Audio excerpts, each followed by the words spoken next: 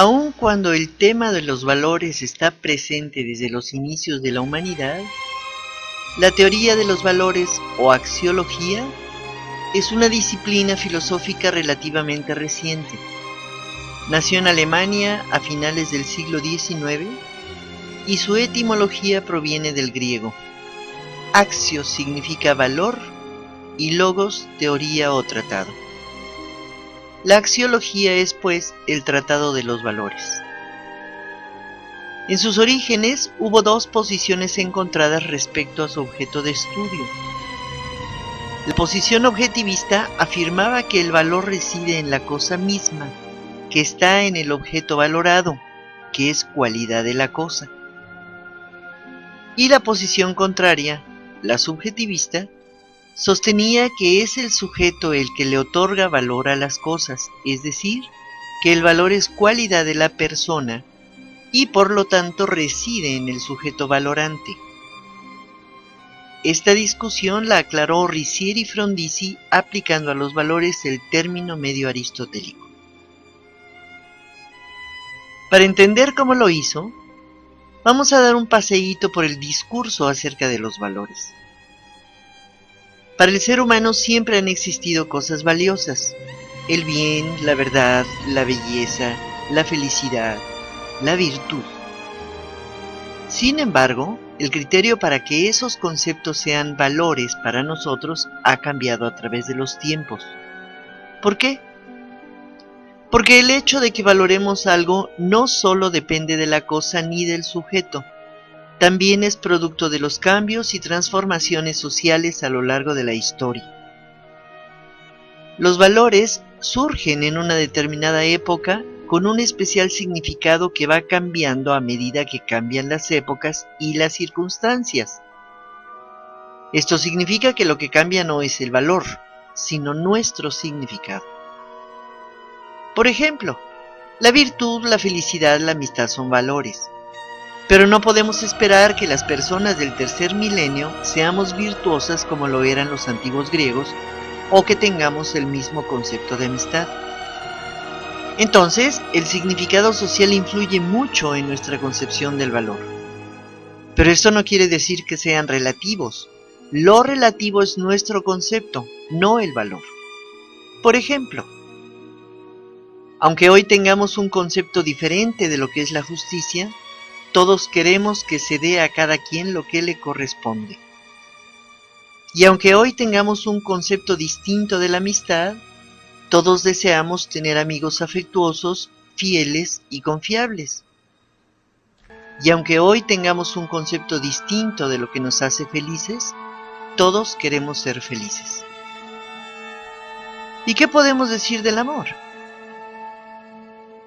Pero ojo, los valores como tales no tienen existencia real sino mental.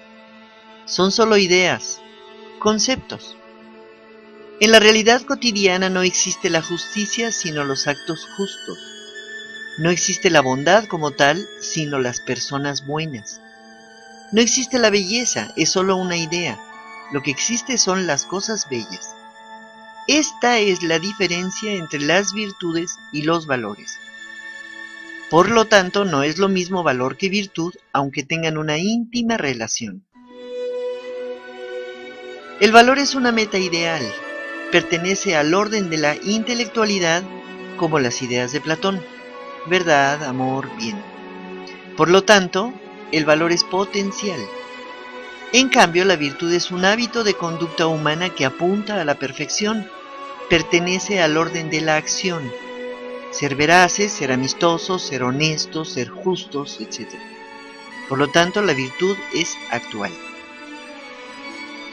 Genéricamente, el valor se define por una parte como una propiedad trascendental del ser, y por otra, como expresión de la persona de acuerdo con sus esferas de valor. Es decir, está a la mitad del camino entre la persona valorante y la cosa valorada. En esto es semejante a la virtud, un término medio. Entonces hay que saber qué es eso que llamamos valor. ¿Cómo valoramos algo? ¿Qué valores existen? ¿Cuáles son sus características? y cómo los jerarquizamos.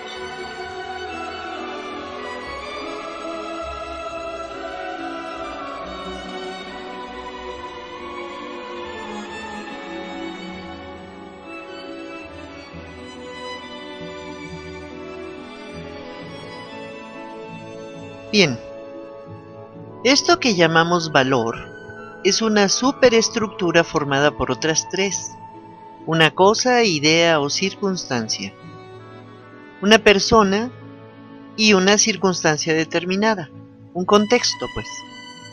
Esto quiere decir que el valor no es solo propiedad del objeto ni del sujeto, sino de ambos, insertos en un contexto específico, no solo circunstancial, sino también emocional. Es así como valoramos algo, a nivel objetivo por su función. Por ejemplo, un automóvil es valioso en una zona urbana o en una carretera porque es necesario, útil y cómodo.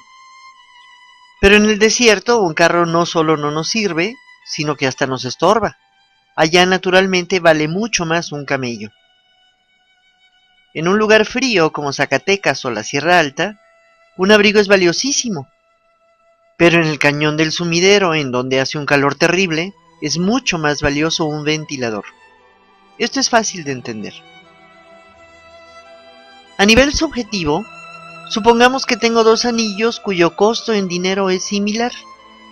Uno es mi anillo de graduación, que aprecio profundamente por el trabajo enorme que me costó hacer una buena carrera, por la carga significativa que incluye mis recuerdos de la escuela, las regañadas y los coscorrones de mi venerado maestro, a quien recuerdo con infinito cariño, de mis compañeros, de las desveladas, las desmañanadas, los trabajos, los exámenes, etc.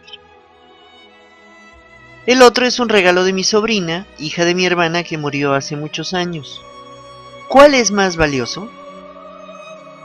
Independientemente de su costo en dinero, para el contexto de mis jóvenes estudiantes, es más valioso el de graduación porque sueñan con tener uno. Para mí, ambos lo son, pero si tengo que elegir, elijo el de mi sobrina. Por lo tanto, si el valor de una cosa es al mismo tiempo propiedad de la cosa y manifestación de las esferas de valor de la persona, desde el punto de vista metafísico, decimos que es propiedad trascendental de esa cosa. Desde el punto de vista lógico, como se trata de un concepto, es el cumplimiento de ese concepto, y esto sería la virtud. Desde los puntos de vista antropológico y pedagógico, en cuanto se actualizan y se convierten en virtudes, el valor es fuente de perfeccionamiento de las personas.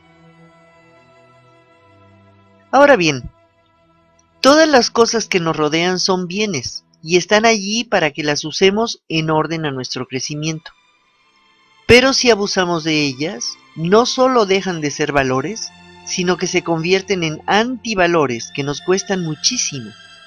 Dejan de ser útiles, cómodas y no nos hacen mejores personas, sino todo lo contrario. Por ejemplo, el abuso en la bebida, en la comida, en el dinero, en el internet, todos estos son bienes para usarse, no para abusar de ellos. Pero hay otras cosas que valen siempre, en todo lugar, para todos, y que nunca son excesivas. A estas es a las que llamamos valores. Y entre todos ellos, el máximo, el supremo valor es la vida, porque si no estoy viva es absurdo hablar de todo lo demás. Pero como ya mencionamos, estos son solo conceptos, y como tales no bastan para hacerme mejor persona. No basta saber lo que es la justicia, hay que ser justos. No basta saber lo que es la bondad, lo importante es ser bueno. No basta conocer el concepto amor, sino saber amar. Por lo tanto, es importante educar en valores, porque para amar primero tengo que saber lo que es el amor. Pero lo imprescindible es educar en virtudes, aterrizar esos conceptos en la vida cotidiana. Entonces ya podemos comprender cuáles son las 10 características de los valores. En orden alfabético, para que los retengan con más facilidad, el primero es su aplicabilidad. Los valores se aplican en las diversas situaciones de la vida. Implican acciones prácticas que reflejan los principios valorativos de la persona. La complejidad se refiere a que los valores obedecen a causas diversas y requieren de juicios y decisiones correctas. En esto se conectan con la libertad. Son dinámicos. Como ya vimos, la concepción de los valores se transforma con las épocas. Son durables porque se reflejan en el curso de la vida. Hay valores que son más permanentes que otros. Por ejemplo, el valor del placer es fugaz, el de la verdad es duradero. Son flexibles, cambian con las necesidades y experiencias de las personas. Lo que era muy valioso ayer puede no serlo hoy. Cada valor es íntegro, es decir, no divisible. O se es o no se es. No se puede ser medio honrado. Como los bienes, hay valores objetivamente superiores como la dignidad y la libertad, y otros inferiores como los relacionados con las necesidades básicas o vitales. Las jerarquías de valores no son rígidas ni predeterminadas, sino que se van construyendo progresivamente a lo largo de la vida de cada persona. Como nada en ética es indiferente, todo valor se presenta en sentido positivo y en sentido negativo, es decir, todo valor conlleva un contravalor. Como con los hábitos, los valores generan satisfacción en las personas que los practican. Y finalmente son trascendentes. Esto quiere decir que van más allá del plano concreto.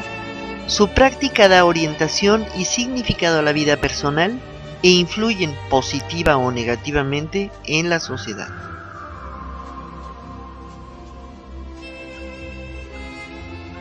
Por último, ¿cómo jerarquizamos los valores? Otra vez tenemos dos niveles. A nivel objetivo por las escalas de valor. A nivel subjetivo por los intereses que tenemos y por los objetivos que buscamos. Por las esferas de valor de la misma manera que se jerarquizan los bienes. Pero son nuestros objetivos los que mueven o colocan esas esferas de valor en el orden en el que nos interesan. Ahora bien, dijimos que los valores pertenecen tanto al sujeto como al objeto. Por lo tanto, tienen un fin objetivo y un fin subjetivo. ¿Y qué sucede si no tenemos algún valor? Su carencia también es profundamente significativa. Vamos a ver atentamente el siguiente cuadrito.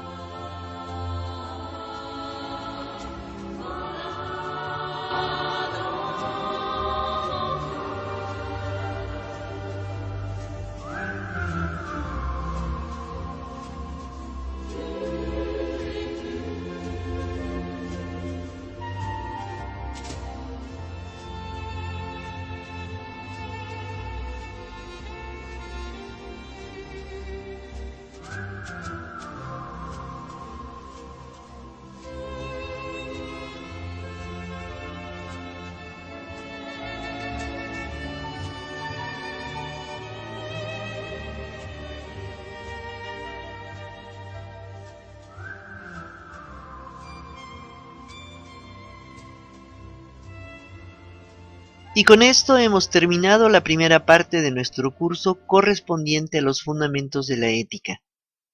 A manera de intermezzo entre la primera y la segunda parte, antes de abordar al ser para la trascendencia que somos, veremos la deducción racional de los principios éticos.